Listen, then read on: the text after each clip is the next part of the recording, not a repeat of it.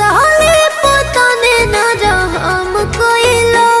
कहीं के करा से ऐसन करम कोइलो बोला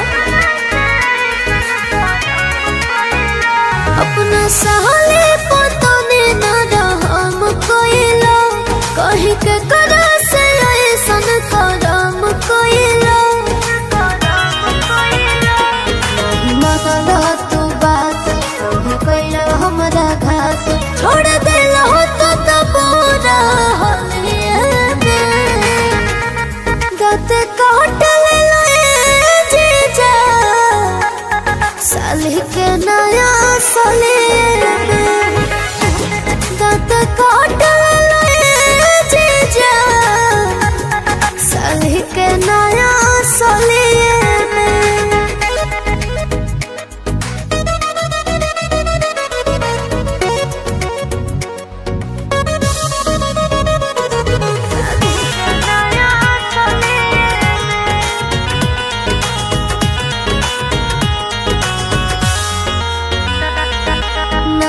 सलमान वाला तू हमारा जवानी से दाग नहीं जाए छोड़ा वाला पपानी से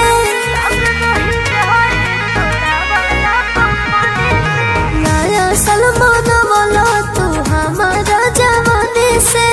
दाग नहीं जाए छोड़ा वाला पपानी से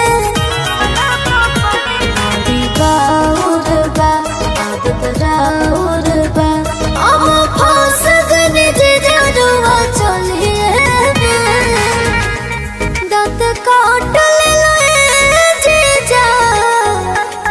साली के नया सालिए में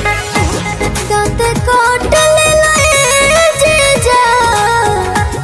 साली के नया सालिए में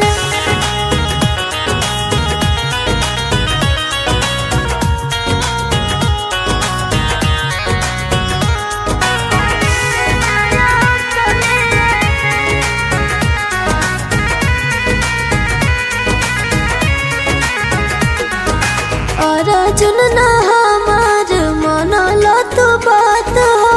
ले जाके अन्हारा में कैला साथ घात हो विवेक ना हमार मनला तू बात हो ले जाके अन्हारा में कैला साथ घात हो पानी बेसरा जनतानी सब हो हमके देखिए के खोलिए दाँत काट लेलो ए जीजा साली के नया साली